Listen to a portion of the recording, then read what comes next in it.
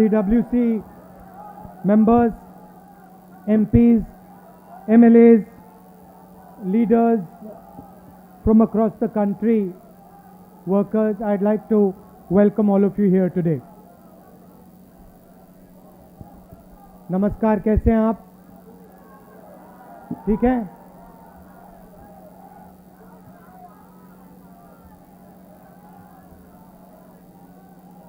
तो मुझे कुछ दिन पहले ईडी ऑफिस में बुलाया गया। अच्छा भैया शांत हो जाएं। कुछ दिन पहले मुझे ईडी ऑफिस में बुलाया गया। छोटा सा कमरा था, 12 फुट बाय 12 फुट मान लो। बीच में मेज थी, कंप्यूटर था, 3 ईडी के ऑफिसर बैठे थे, एक बाहर खड़ा था और मैं उनके साथ कमरे में बैठा। पहले दिन 11 बजे पहुंचा।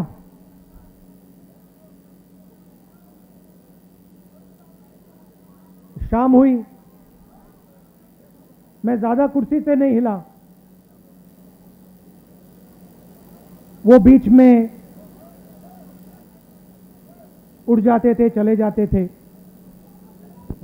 उनके जो सीनियर ऑफिसर थे उनको इंस्ट्रक्शन की भी जरूरत थी, तो वो निकलते रहते थे, आते थे। तो रात को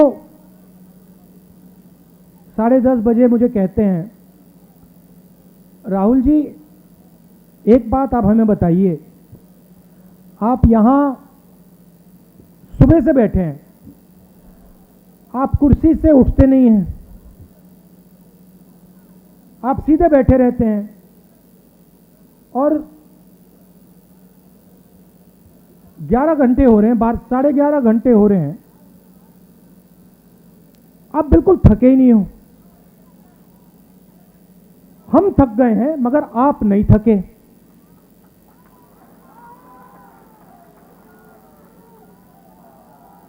ये उन्होंने पूछा, आपका सीक्रेट क्या है?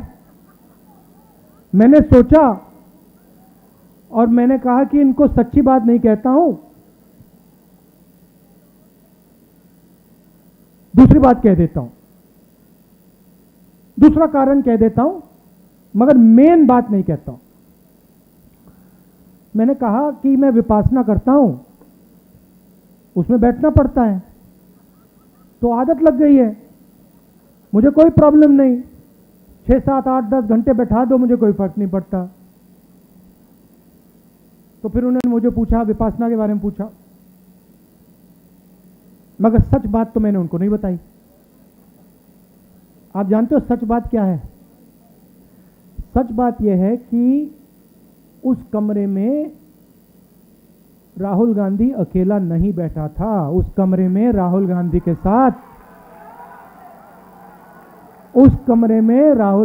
साथ कांग्रेस का हर नेता, हर कार्यकर्ता कमरे में बैठा था। आप एक आदमी को थका सकते हो, मगर आप कांग्रेस पार्टी के करोड़ों कार्यकर्ताओं को, नेताओं को नहीं थका सकते हो।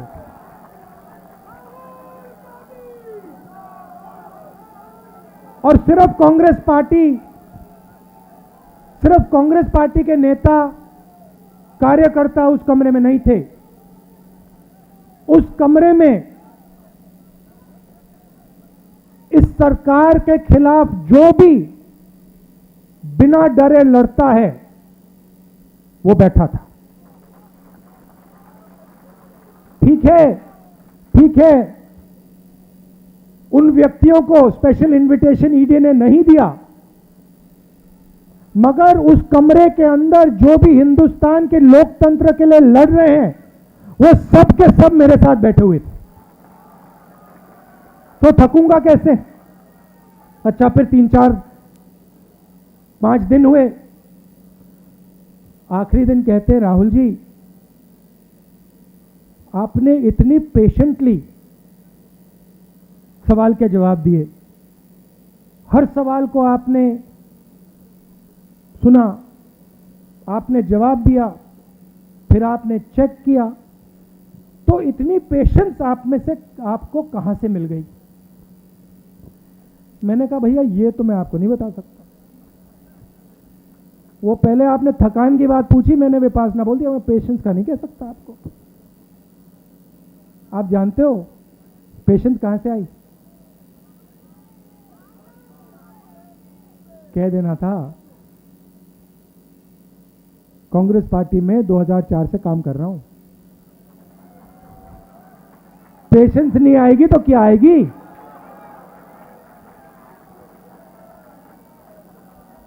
इस बात को कांग्रेस पार्टी का हर नेता समझता है। देखो बैठे हुए हैं, सचिन पायलट जी बैठे हुए हैं,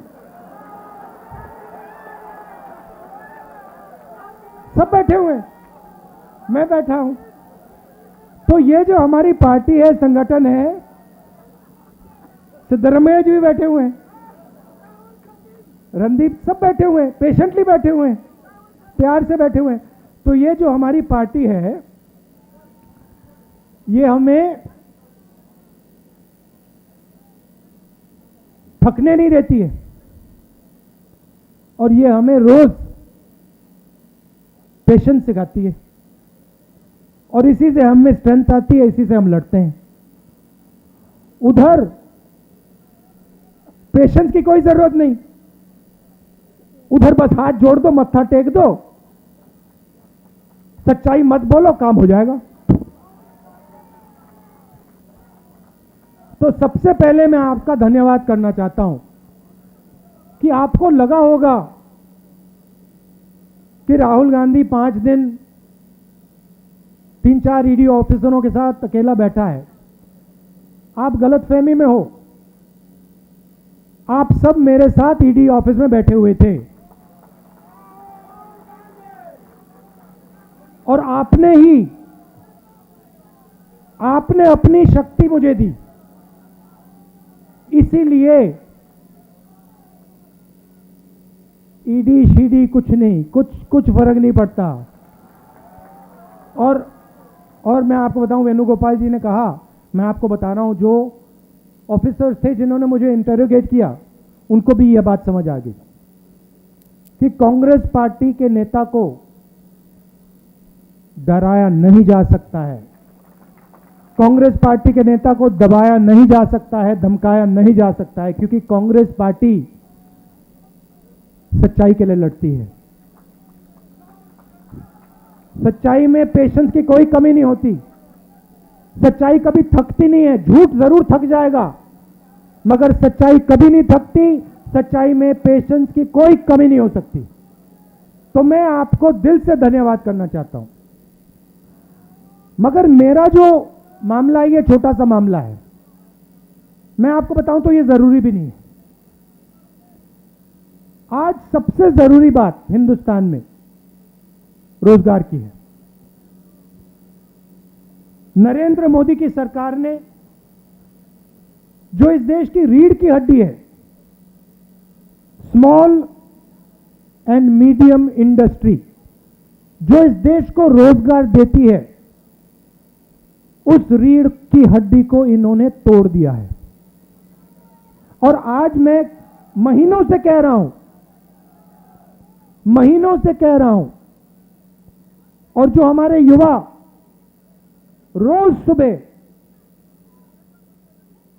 हर रोज सुबह दौड़ते हैं, आर्मी में, नेवी में, एयरफोर्स में, फोर्सेस में भर्ती होने के लिए दौड़ते हैं, उनसे मैं कह रहा हूं कि हिंदुस्तान के प्रधानमंत्री ने इस देश की रीढ़ की हड्डी को तोड़ दिया है और यह देश अपने युवाओं को अब रोजगार नहीं दे पाएगा। चाहे सरकार कुछ भी कर ले, यह देश अब अपने युवाओं को रोजगार नहीं दे पाएगा। 2-3 बड़े उद्योगपतियों को नरेंद्र मोदी जी ने देश पकड़ा दिया है। ये 2-3 उद्योगपति देश को रोजगार नहीं दिलवा सकते हैं। और अब जो आखिरी रास्ता था, युवाओं के लिए जो आखिरी रास्ता था देशभक्ति का, आर्मी का, फोर्सेस का, उस रास्ते को इन लोगों ने बंद कर दिया है।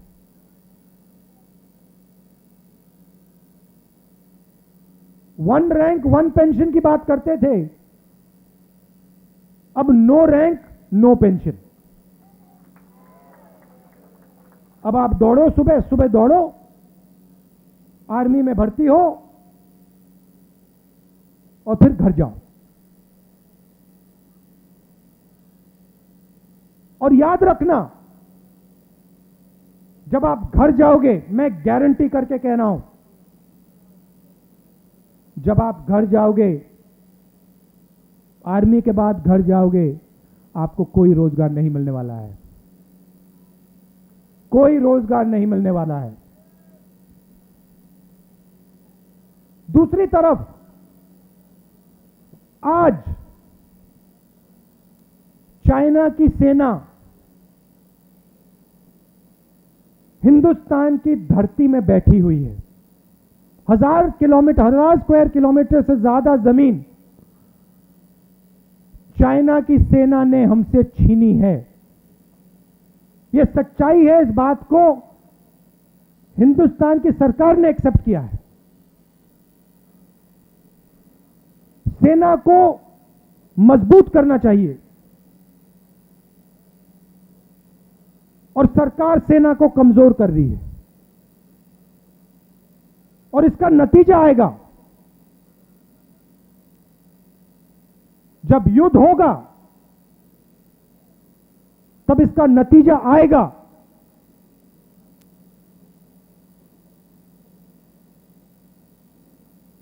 और मैं, याद रखिए जो बात बोल रहा हूं, जब युद्ध आएगा, हमारी जो आर्मी है उसको कमजोर कर रहे हैं ये लोग। देश का नुकसान होगा, और ये लोग अपने आप को नेशनलिस्ट कहते हैं। तो ईडी का मामला छोटा सा मामला है, उसको छोड़िए।